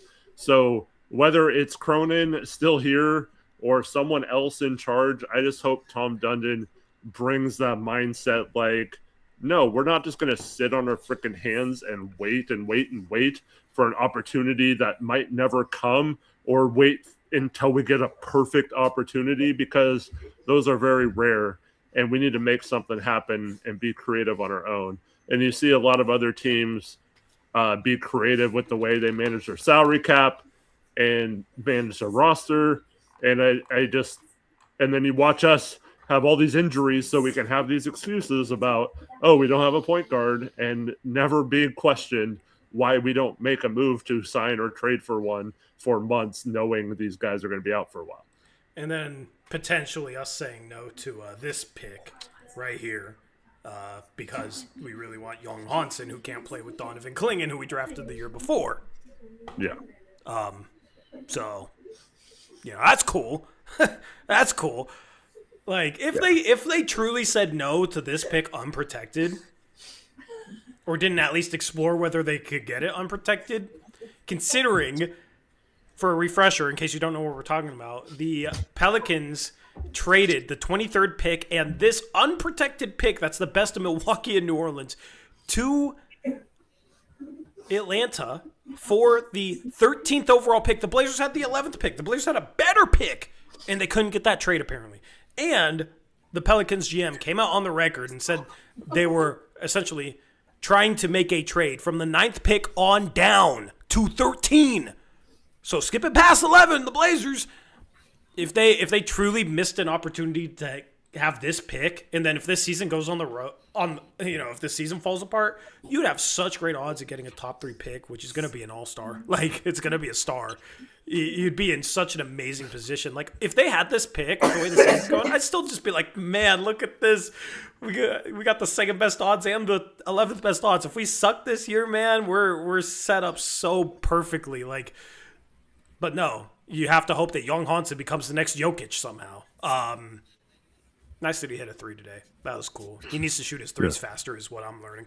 But, so missed that opportunity. That's why, like, I feel like they did miss out on that pick. Like, they weren't interested because they were so hyper-focused on Young, which is why I'm ready for a new GM. Well, they better hope Young fans out then eventually, because if he doesn't, that's going to look even worse. Especially when you could have just... that Young won't be better than AJ DeBonsa or Darren Peterson. Well, yes, that's for sure. But, I mean, it's questionable whether we should have even traded down and stayed at 11 and gotten Coward or Derek Queen or someone like that as well. So the thing is, we would have ended up with the 23rd pick. I don't know, man. I know they want to say, like, some teams were interested, like, 18th pick, like the Timberwolves might have taken him. Dude, you still could have gotten a solid prospect at 23. And I do think there's a realistic chance Young would have fallen to 23. You could have had Young and this pick. So, yeah. Well, here's the thing. If you had the 23rd pick, okay, so as each pick goes by, it's progressively easier to trade up, right? So you don't, to move up from 23 to, say, 17 or whatever, it wouldn't have taken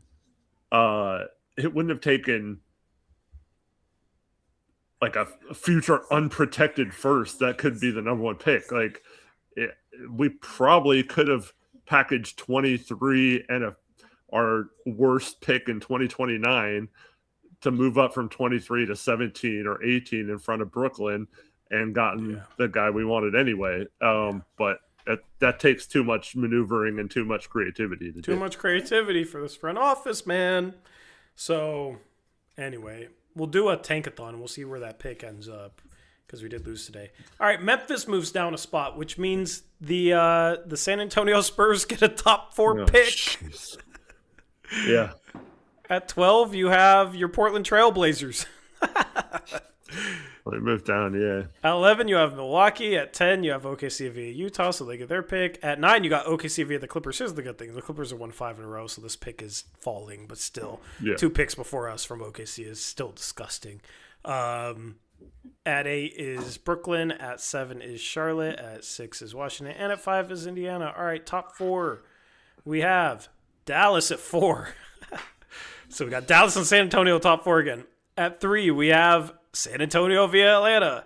At 2, we have Atlanta via New Orleans. This pick we should have freaking traded for. And at 1, we have Sacramento. I feel like Sacramento got it recently in a tankathon. Yeah. Was that our last one we did? I think so. Because I think I said I wouldn't mind if Sacramento get it, even though they're in the West. Yeah. Anyway, that's tankathon. Back to New Year's resolutions, man. You can post your own personal New Year's resolutions in the chat. Mine is to work out more. I got like an custom adjustable weight set and a bench that's in my bedroom now. So going to try and get in better shape this year. That's a goal for me, a resolution. And then, I don't know, really for the Blazers, like, I don't really know if I have any other. I feel like mine was a pretty overarching thing. Well, I already mentioned mine earlier, but the bench or the zone defense, I should say. Freaking zone, yeah. Yeah, I would like them to abolish the zone defense from their repertoire and just never run it again, please. Yeah, agreed. If you have New Year's resolutions, like I said, for yourself or the Blazers, leave them in the live chat or the comment section if you're watching back after the fact, as I know a lot of you do. But those are New Year's resolutions. I might break my TV at some point if we keep running this stupid zone and giving up 3 threes in a row like that. Like, when you know it's not going to work. Like, the first time it doesn't work, second time doesn't work. Why are we still in zone the third time in a row? Like, what are we doing, Tori? It's just so crazy. Matt Cardell says, I'm going to work less, Eat fast food more and exercise less and probably drink more too. Nice, man. Whatever makes you happy, bro. Whatever makes you happy. All right, And, things to forget. Here we go. Things to forget. Least favorite memories of 2025. My first one, Eric. Every time they run a zone.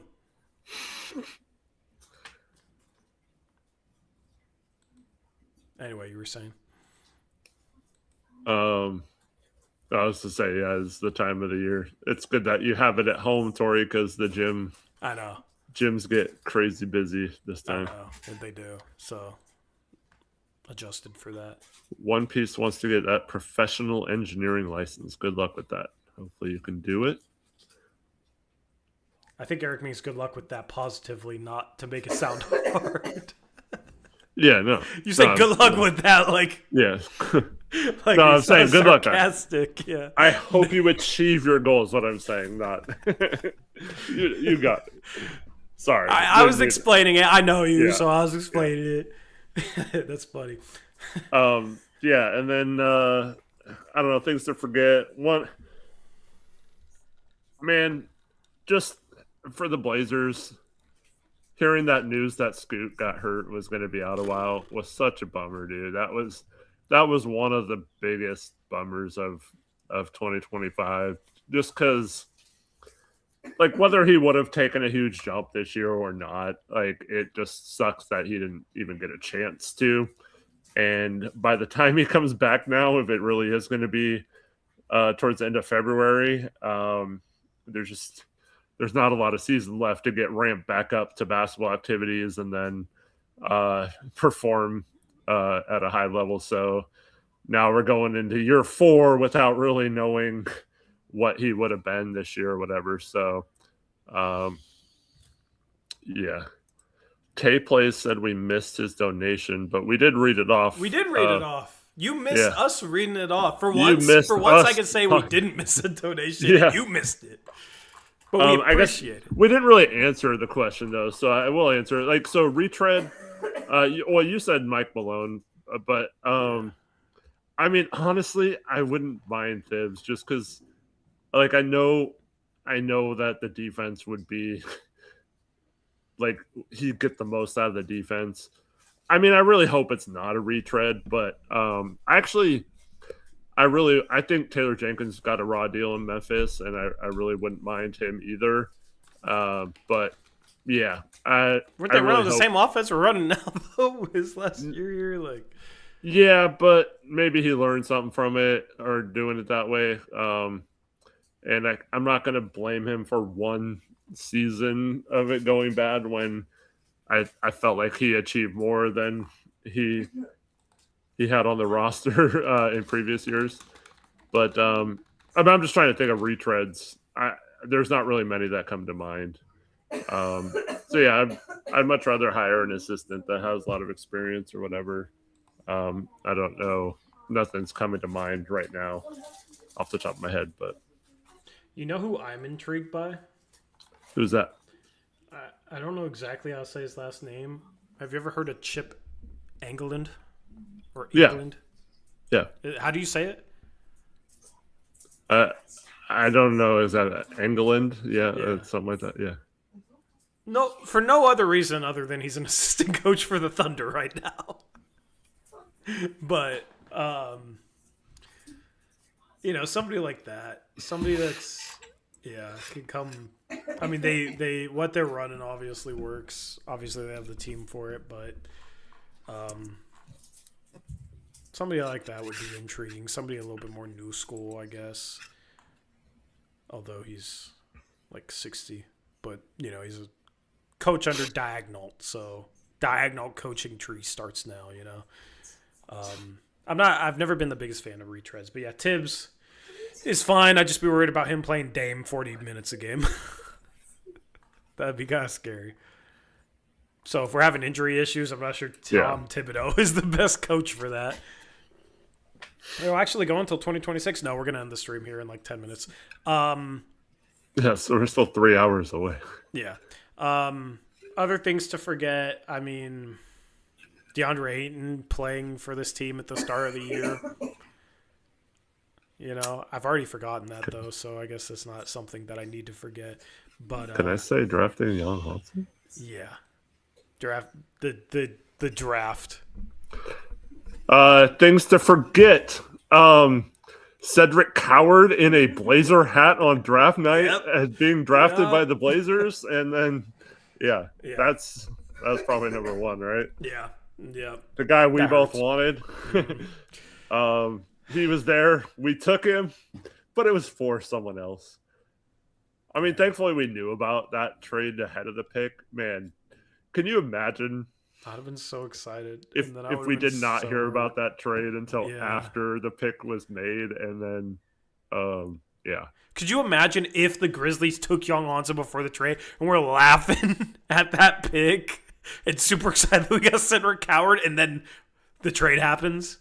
Oh my goodness. Right, yeah. There's a trade to announce. The Trailblazers have traded the rights to the 11th pick Cedric Coward for the rights to the 16th pick Young Hansen. After we just spent 10 minutes laughing at Memphis for taking him at 16. People would have been, for the people that always excuse the organization, they would have been in here like, we're such a smart organization for drafting Coward, you know, laughing at the Grizzlies for drafting Young, and then the trade happens, and immediately it's, you know what, actually, I think I like this calculation by Joe Cronin, you know? Yeah. You really got to swing for upside, right? Gotta trust Mike Schmitz, man. Gotta trust Mike Schmitz, man. I'll go with whatever he does, no matter what. All right, let's, good memories. Good memories. We'll do good memories. I wanted to end with the positivity to end the year. Favorite memories from the year. Well, I mean, this isn't necessarily like a specific incident, and I know we've had our issues with people in chat, but I feel like in 2025, it was way better than in previous years in terms of just chat being, having good conversations in chat and not necessarily as many trolls as before.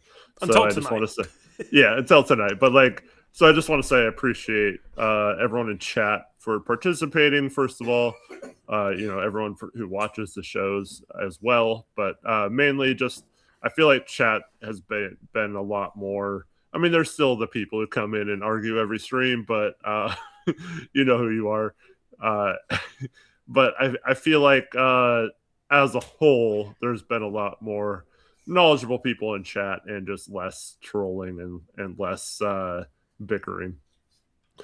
Dro, that guy hates us now. But yeah. Because Dame he hasn't been around since Dame came out. I went and was in the live chat for Rip City 620 stream, and he was in there, and he immediately started going off about how much of an idiot I am. It's like, all right, bro. Nice. Yeah, my favorite. I have a lot of good memories from 2025. Actually, I think more so than last year. I think going on the radio in person with Chris Burkhart was a lot of fun.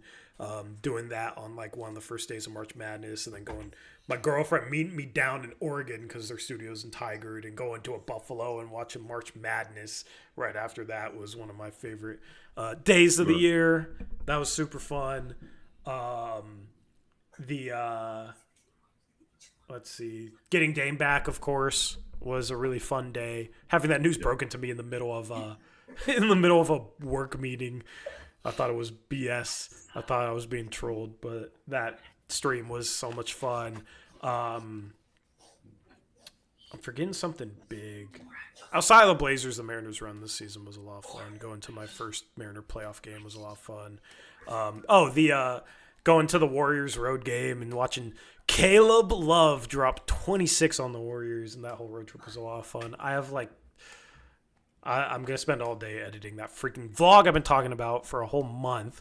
I have 3, maybe 4 hours of footage that I have to edit down to an hour video. So, but that trip was a lot of fun, and I'm super excited for that vlog, even though it's super late at this point, but it'll still be hopefully a fun vlog for you guys to watch.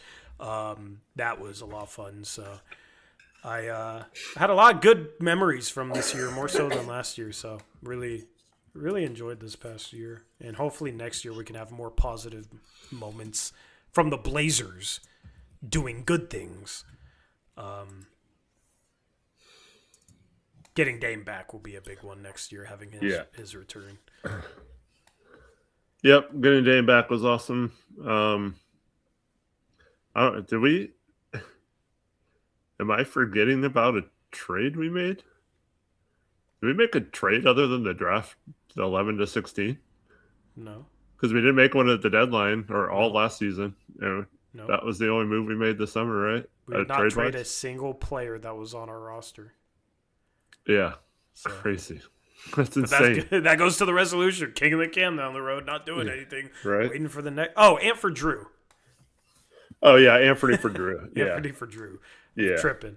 And for Drew. Yeah. Yeah, I don't know if that was like a favorite moment. That was kind of a weird trade at the time. It was like completely on left field. So the stream was just trying to like wrap my head around it. Yeah. I will say winning 10 out of 11 games, that was fun. The Blazers got off to a relatively good, or were above 500 for a little bit at the beginning of this season. We had some popping streams. The 10 out of 11 wins, the stream started to be popping then as well. Yeah. But like the free agency stream and that stream's always like so much fun. The trade deadline stream is so much fun. And we got nothing from the Blazers in both of those this year, right? Absolutely nothing. It was like that last year. Like those streams are just streams where we come on and hang out and watch what other teams do at this point. Unfortunately. Yep. Two other things to forget. One was Dame's injury. That sucked when that happened. And then one is the lottery. The Mavs getting the number 1 pick. The Spurs getting the number 2 pick. That sucked. So the lottery sucked. But Young draft pick reaction was amazing. He stood up out of the crowd in that white suit. For as much crap as I give the Blazers for that pick, I do hope that Young proves me wrong and proves that it was the right decision to take him over potentially having a top 3 pick in this year's draft. I'm just very confident, unfortunately, and this is nothing against him, I'm just very confident that won't be the case because the top 3 players in this class are just far better prospects. That's just the reality of it. But I do hope he ends up being the next Jokic. Like, we have Jokic and Gobert. Unfortunately, that never really happens for the Blazers where, the loftiest of comparisons happen because that's usually not realistic. I mean, people had insane comparisons for Cam Reddish when we got him, talking about his upside, and I was the one saying, he hasn't gotten better in 3 years. He doesn't really have that level of upside. He's not that good. I don't know where he's playing right now, so we'll see. Oh, man. Michael brings up the Chauncey Billups thing. I don't know if that falls in either category. I know. That's what he says. Like, WTF moments of the year was the Chauncey thing and the Luka trade. Yeah, the Luka trade and that the Chauncey. It's so crazy. After the first game of the season, too, like Chauncey's just gone. All of a sudden, after getting an extension. Just crazy, man. Super crazy. But yeah, trading Luka, dude, that'll always be one of the craziest things. And one of my top moments of the year was getting a sleeper sponsorship and getting this promo code that people can use. And the code is Uprise. And your favorite moment of 2025, well, there's no sports left, so maybe your first good moment of 2026 could be winning a free $20 parlay, no deposit required, with the code Uprise. I was looking on there earlier. They have a free play for Brock Purdy on Saturday. Let's go, man. Parlay that with a couple other things and win some money. I know. Yeah, let's go. Let's go. One of my favorite sports moments was the Niners beating the Bears last weekend. That was a lot of fun. So hopefully they can beat the freaking Seahawks to start 2026. But you can get on the action. NFL, college football, college basketball, NBA. I think they have like Counter-Strike and MMA. Random stuff on there. You can check it out. Download the app. Use the code Uprise. It helps out the channel. Free $20 entry and 100% deposit match up to $100. Shout out to them for sponsoring the channel this season. All right. There's the plug. You can have a parlay because the Blazers and Seahawks 49ers games are at the same time on Saturday night. So you could do a crossover parlay with some Blazer bets. And if you're a Seahawk fan, some Seahawk bets. Yeah. And if you're a 49er fan, some Blazers and 49ers. Yeah, and you can let us know how it goes. I think we're going to do something like that for Saturday. Nice. So we'll share how that goes. Michael says one of his favorite moments of 2025 was meeting me at Jollibee's. So that's pretty cool. That's pretty cool. One of my favorite memories was getting the Dame glass from Anthony. Oh, okay. Because you were cool. Late to the game. Dude, I was there an hour before, or like 45 minutes before, and couldn't get a freaking glass. So and he hooked it up. So that was cool. Yeah, lots of good memories this year. So.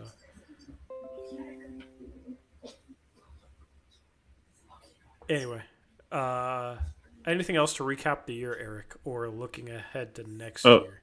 You have the Mariners too from this year. I don't know if that's a I said painful memory or not. No. That was a great memory. That was like the most fun I've maybe ever had following a sports team as a fan. Because like my girlfriend got really into the team as well, so that was a lot of fun. Like Gino's homer, Gino's grand slam, like. Mm-hmm. So now I'm just super looking forward to next year. I've never been this invested in the Mariners before, so I'm super excited for baseball next year. That was definitely a positive memory, as much as Game 7 of the ALCS sucked.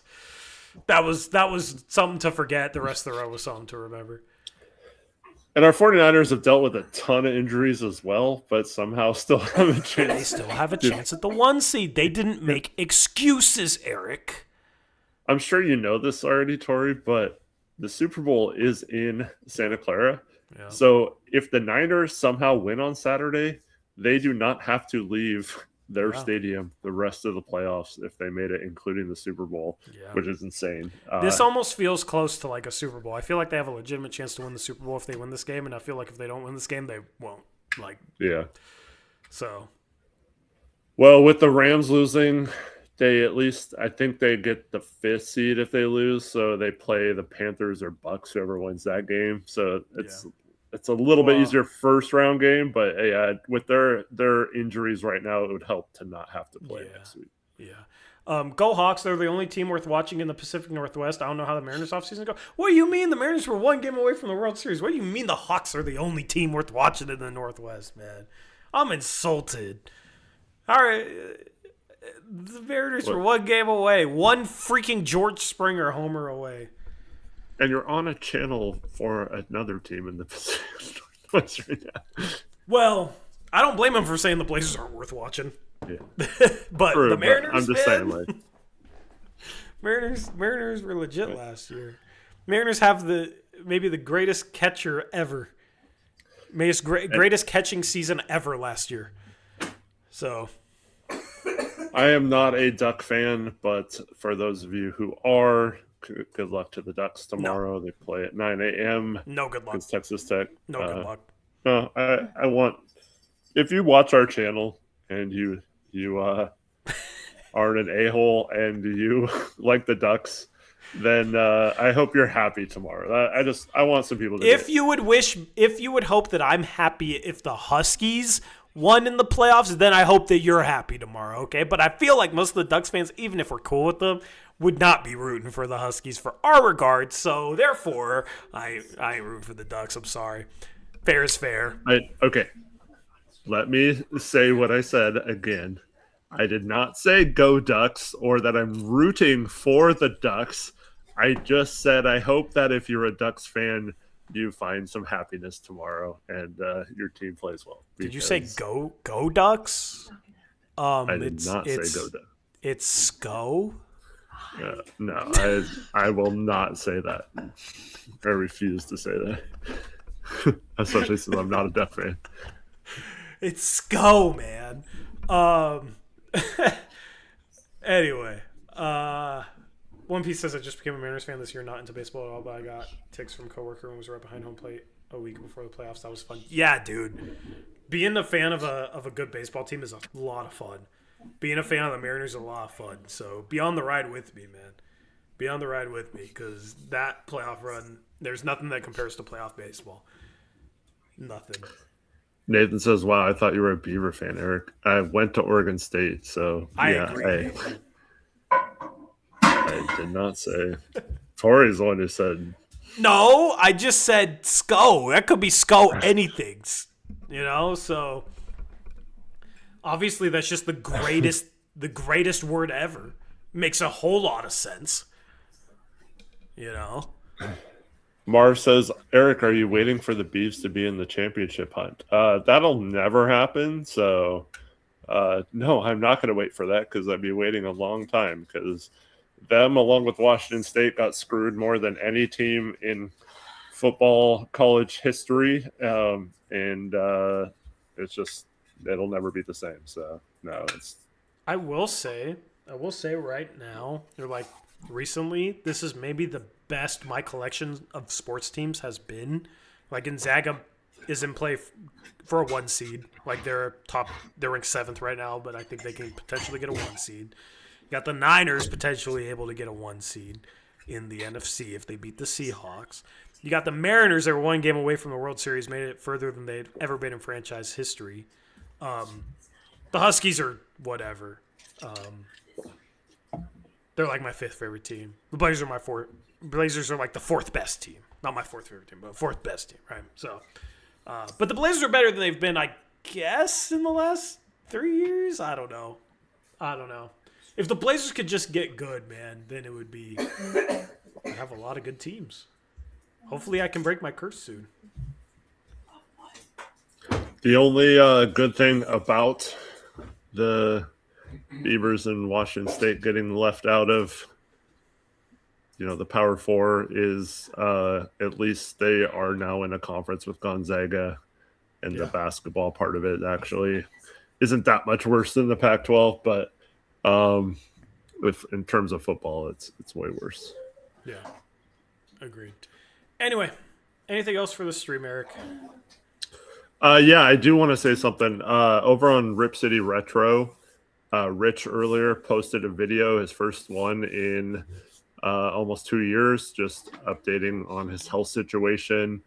And he kind of mentions it in the video, but he's really not wanting to. But he's not really doing well, both physically and financially and all that kind of stuff. So if you have a heart and you're wanting to donate to someone who could really use a little bit of help right now, go check out that video over on the Rip City Retro channel. He has the links to all his stuff there. So hopefully Rich does better in 2026. It has a good year. But if you have any means right now to help him out, maybe go over there and do so. And if you do end up doing that, I just want to say thank you for being a good person and for helping out a friend of our show. Yep. Shout out to Rich. Good to hear that he is able to give an update on his health, considering his favorite team can't give an update on anybody's health. So, yeah. That's cool. But appreciate you guys watching the channel this year. Hopefully you watch it next year. That'd be cool. Leave a like on the way out of here. Make sure to join our Discord, too. We got some fun stuff coming up in January. So just click the link in the description box below. Join our Discord. We have game threads that have been popping lately where you can go talk basketball, if that's your thing. You can go talk basketball with other Blazer fans in the game threads. And we got some new stuff coming up for Picks Against the Spread in our Discord. So looking forward to that. And looking forward to the next post-game show on Friday. We'll maybe announce some of that new stuff in more detail on Friday. But hopefully you guys have a good rest of your night. Enjoy the new year. Happy New Year, everyone. It was a good 2025. Hopefully we can have a better 2026 and have a good rest of your night. If you're drinking, drink responsibly. Like I am. I'm not going to get bloodshot eyes for 2 weeks from throwing up tonight. All right, I'm not going to do that again like I did on one other shot nights. So drink responsibly, have fun, enjoy the new year. We'll catch you again on Friday. We are out of here. Blazers lose, but I mean, tomorrow's a new year, so forget about it, I guess. because this was a very forgettable game. And we'll see if we can have better luck on Friday. We're out of here. Have a good rest of your guys' night.